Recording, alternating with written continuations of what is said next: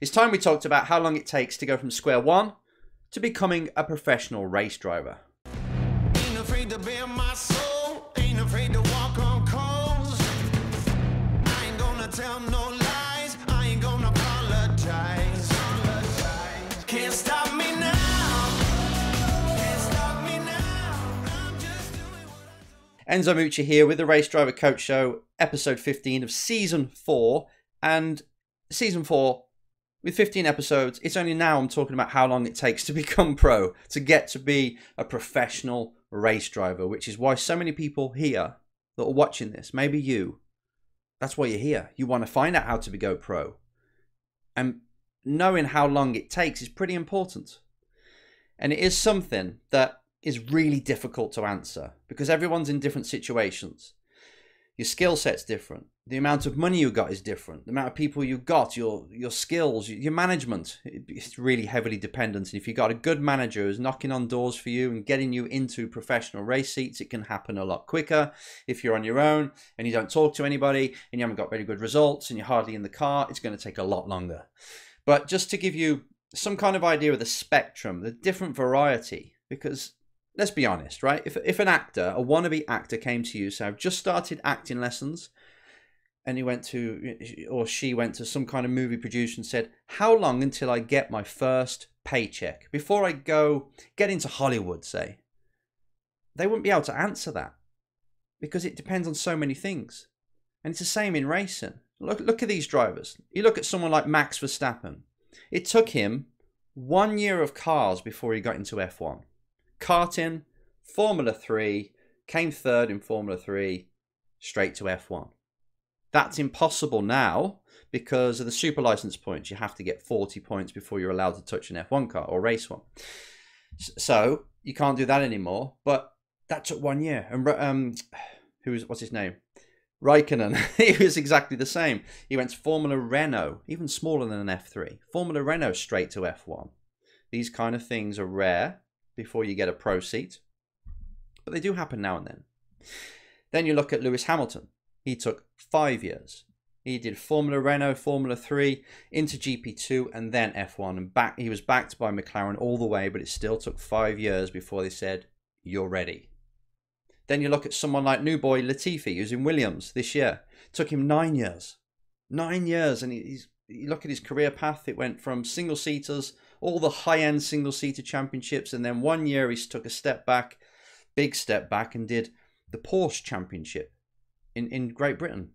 And then back onto the F1 track he went, trajectory he went, and made it to F1 in the end. So that's a strange career path, but 9 years.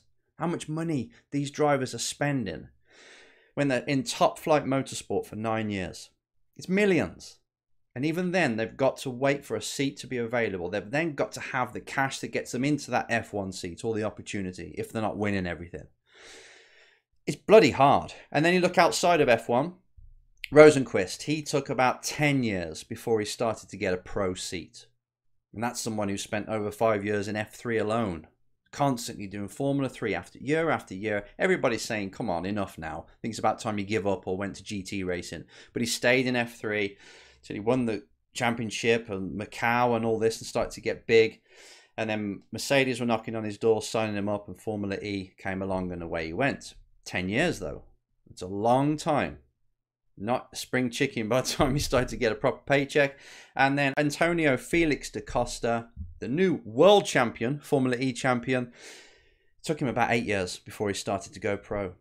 So you can see some people do it in a year, which is really hard, which is really rare. And some people take over a decade before they start to get paid.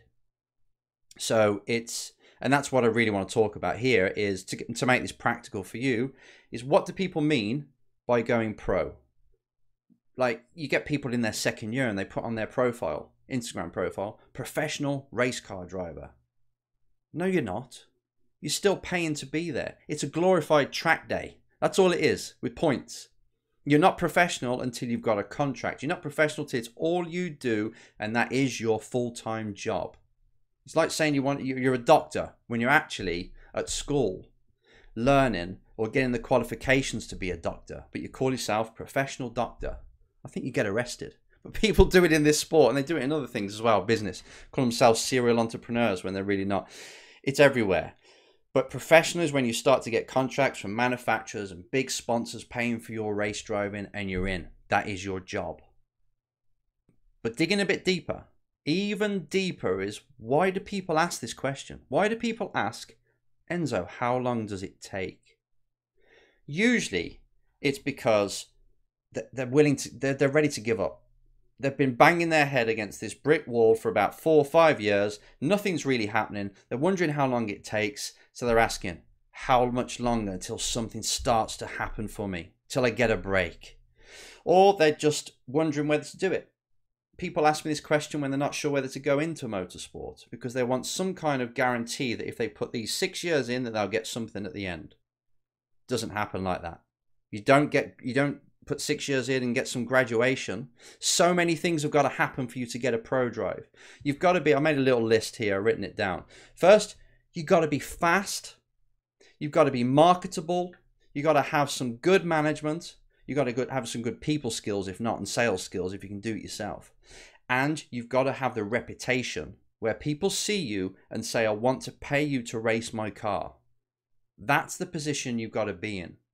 And it might cost you, like all them names we mentioned before, it costs them millions to get to that stage where somebody noticed them. And this was forgetting, you know, when I say about Max Verstappen going from karts to cars, he did it in 1 year. What about the 10 or 8 years of karting he did before that? That's expensive as well. And he had to be a world beater in that as well. Like they all did. Lewis Hamilton. These guys were karting way before cars came along. And don't let that put you off, though, because you can go pro and never have touched a go-kart in your life. That's true. That's no problem there. But just think how long they've been really doing it before they get the shot, before they get a contract on their table saying, we'll pay you to be our driver for the next year or 2 or 10. 10-year contract would be nice. So it's really hard. But I just want to say to you now, the most important thing is, if you're out there and you're not really got a drive at all and you want to go pro, the most important thing is to be racing something, anything, even if it's a wheelbarrow, even if it's a lawnmower. Become the world champion lawnmower in lawnmower racing, or an esports champion. You must be racing in something in order for it to count as 1 year. If you've raced 5 years ago, you haven't raced since, and you're still thinking about going pro, you're pretty much at square one still.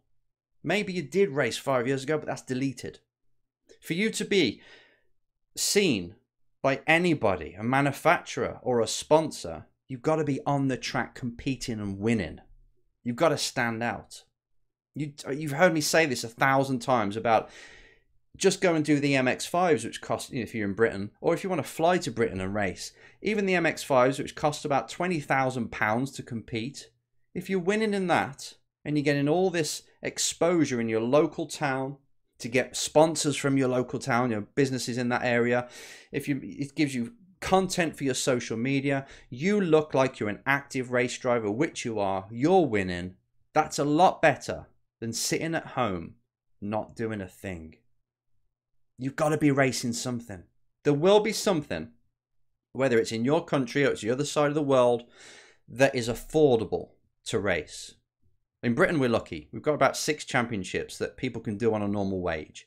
In America, there will be things there. In Europe, there'll be things you can race, like old Formula Fords. There'll be something you can race that is affordable. It's your job to get on that bandwagon. It's your job to get in them sort of championships and then win. And you start to build a profile. Because you're not going to get spotted if you haven't got a profile. You must get some kind of reputation as a winner. Stand out. Otherwise, you've got no chance.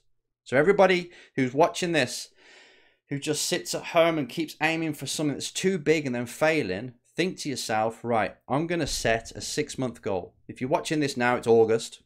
So this 6-month goal would be February, say, I am going to be signed up for a championship and entered and going to be competing in a championship.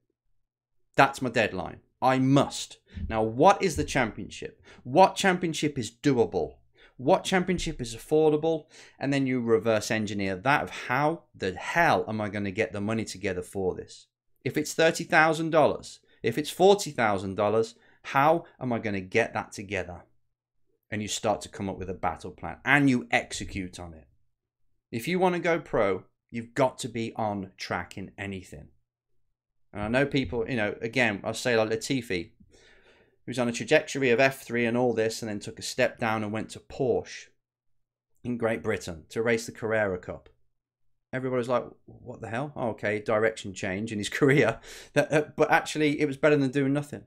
And Aleshin, right? He beat some of the F1 stars that we see now in Formula Renault 3.5. He won that championship. Usually, drivers go to F1 from there, back in them days. But he went to German F3 after that. Not only German F3, but Class B. This was 2011, I think. Yeah, it was. Class B in German F3. When there's like 3 people in that class, and he was in it. And he was the champion of Formula Renault World Series. But it was better than taking a year out. It was helping a team out. Maybe a sponsorship thing was going on there. But he knew that he had to, even though he really didn't want to, take a step back like that. He had to just race something. Same for you. If you're not racing, then what are you doing? You've got to be on the track. Do not be snobby. Do not be too posh for anything. If you've got the chance to race anything, do it. Aim lower, which sounds scary to people, but just get on the track. Get the results, get active, and you'll get meeting people, you'll attract sponsors, and then you can build this empire of yours and go pro within whatever time frame it takes. But you've got to be on track. Make it a goal. Within 6 months, what are you going to be racing? And do it. Can't stop.